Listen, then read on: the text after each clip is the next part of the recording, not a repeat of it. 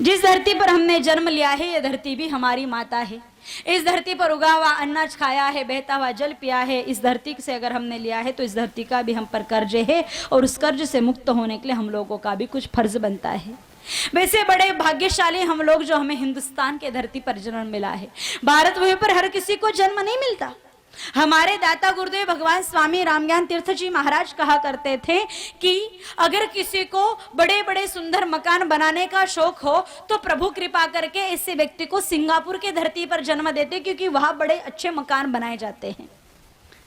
सारे विश्व में सिंगापुर मकानों के लिए प्रसिद्ध है। अगर किसी को भोग विलास का जीवन जीना है तो उसको इंग्लैंड अमेरिका जैसी धरती पर भगवान जन्म दे देते हैं। किसी को पैसा पैसा पैसा संपत्ति चाहिए तो इराक ईरान ऐसे देशों में जन्म मिलता है। लेकिन अगर किसी को भक्ति करनी है, चाहे वो राष्ट्र की हो या भगवत भक्ति करनी हो, तो ऐसे किसी हुर्ले को ही हिंदुस्तान के धरती पर जन्म मिलता है।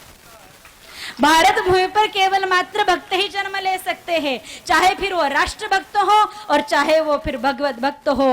राष्ट्र के लिए अपने आन बान शान बचाने के लिए अपना सब कुछ समर्पित कर देने वाले अगर महाराणा प्रताप इस भूमि पर जन्मते हैं तो भक्ति की विराटता को स्थापित करने वाले मीराबाई जी का जन्म भी इसी भारत भूमि पर, विशेषकर राजस्थान में।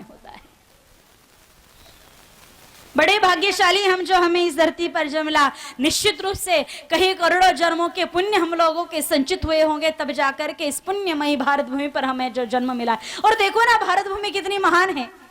अगर 12 ज्योतिर्लिंग कहीं है तो हिंदुस्तान के धरती पर, 52 शक्तिपीठ अगर कहीं है तो हिंदुस्तान के धरती पर, 24-12 भगवान का अवतार कहीं हुआ है तो हिंदुस्तान के धरती पर। शक्ति स्वरूपा भगत सिंह से लेकर के मंगल पांडे, शिवाजी महाराज से लेकर के महाराणा प्रताप, आई माता करणी माता से लेकर के महान देवी भक्त अगर किसी धरती पर जन्मे हैं तो वो हिंदुस्तान की धरती है। और उसी भारत भूमि में हम विरलों का जन्म हुआ है।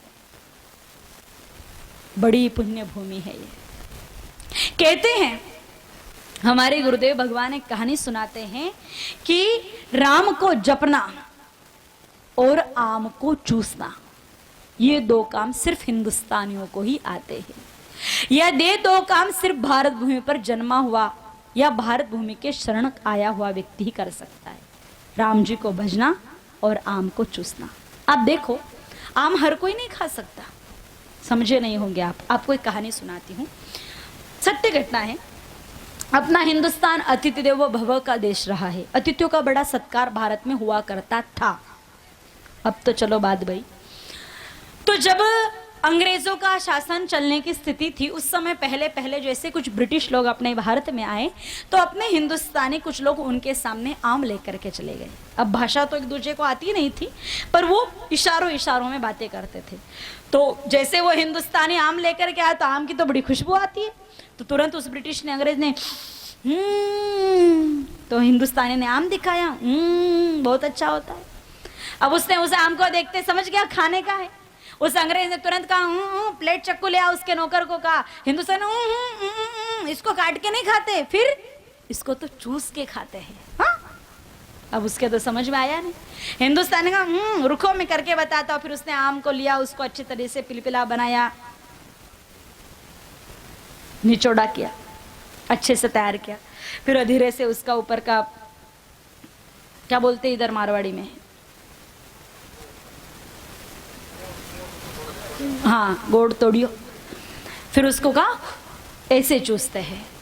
तो अब उसको जैसे ही दिया कि उसने तो चूस लिया, पर उसने इतने जोर से आम दबाया कि उस सारा का सारा ऊपर आ गया। सो डर्टी, ये डर्टी फर्टी नहीं, थन खाता नहीं आवे भाया। दूसरा आम तैयार करे, इतने उसको नहीं, क्योंकि थोड़ा स्वाद लग गया, मेरे को तो खाना खाना खाना। उसने दूसरा लिया, इतने जोर से दबाया, दूसरा भी फूट करके गिर गया। अब वो खाना तो चाहता है आम, पर उसको खाना नहीं आता। वो जो भी आम निकले वो फूटे शरीर पर गिरे कि उसके कपड़े खराब हो जाए, डर्टी डर्टी करता। अंत में उसने उठाया टोकरा, ले गया बाथरूम में। अब उस सिंक में लटक लटक करके खाने लग गया, बाथरूम में जाकर के, हिंडौन घर में। अब वो ब्रिटिश पहले बार आम वाम खा करके चला गया। दोबारा जब वो ब्रिटिश पुनः लौट करके भारत आया तो भारत आते उसको उस आम की याद आ गई। अब उसको नाम तो बोलना आता नहीं। अब वो कहे मुझे टेस्टी फल खाना, टेस्टी फ्रूट खाना। अब कौन सा, हिंदुस्तानियों ने कहा हमारे देश में तो सारे फल ही टेस्टी होते हैं, ककड़ी खा लो तो ही मजा को स्वाद वे। अब थारे कशो चावे। कि नहीं मेरे को तो वो टेस्टी खुशबू वाला खाना, कि हमारे देश में तो सभी फल की खुशबू आती है, अपनी देसी ककड़ी ले लो तो बढ़िया खुशबू आवे।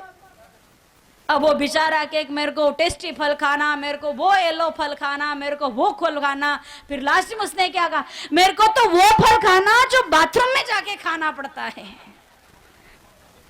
क्योंकि उसके बस का सौदा नहीं था कि वो आम को चूस के खा ले। इसलिए कहा आम को चूसना और राम को रसना बजना ये तो सिर्फ हिंदुस्तानियों को ही आता है।